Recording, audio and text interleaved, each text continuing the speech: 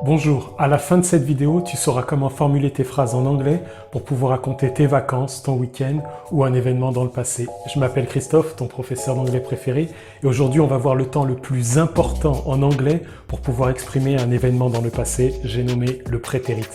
Donc le prétérit, c'est un temps utilisé pour exprimer une action dans le passé qui est datée ou révolue, et dans ce cas-là, ça se transforme par du passé composé en français, ou alors quand c'est une action qui est une habitude dans le passé, et dans ce cas-là, ça correspondra à de l'imparfait en français. Alors comment on fait pour mettre un verbe au prétérit? Donc si c'est un verbe régulier, on va rajouter ed à la fin du verbe. Par exemple, to play, jouer, ça donnera played, I played, j'ai joué ou je jouais. Si c'est un verbe régulier, là il va falloir se référer à la liste des verbes irréguliers, et donc ce sera généralement la deuxième colonne. La première colonne c'est la base verbale, la deuxième colonne c'est le prétérit, et la troisième colonne c'est le participe passé. Par exemple, si on prend to go, aller, ça donnera go, went, gone. Et donc I went, je suis allé. Au prétérit, on va souvent utiliser l'adverbe ago pour dire il y a en français. Alors on passe à la forme affirmative. La règle à la forme affirmative, ce sera sujet plus le verbe au prétérit. Par exemple, comment dirais-tu « Je suis allé à New York il y a 2 ans ».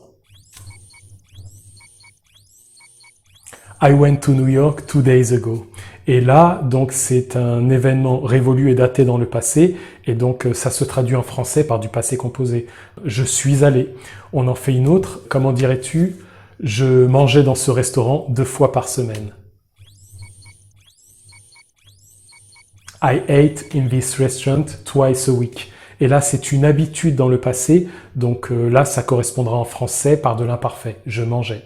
On continue avec la forme négative, donc là, ce sera sujet plus did plus not plus base verbale. Et là, c'est l'auxiliaire did qui va prendre la forme du prétérit.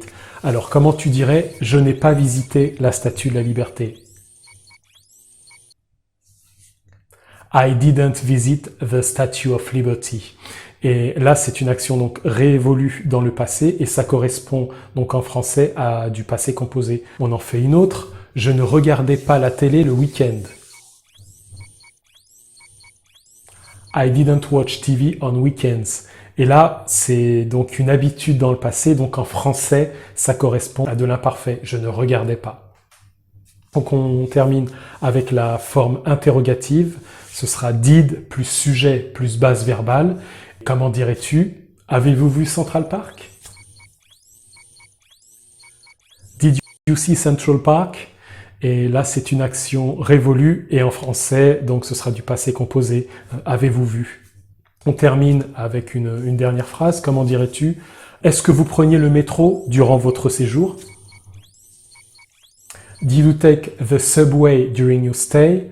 Et là, c'est une habitude dans le passé, donc ça correspondra à de l'imparfait en français, et ce sera « preniez-vous ». Tu sais maintenant comment faire pour raconter tes vacances ou ton week-end en anglais. N'hésite pas à consulter mes vidéos sur le présent simple et le présent progressif, et je mettrai aussi dans les commentaires un lien pour vous diriger sur mon cours sur le prétérit. C'est le lien que j'utilise avec mes élèves. Et comme toujours, si tu apprécies les cours que je poste, merci de t'abonner pour soutenir ma chaîne. À bientôt.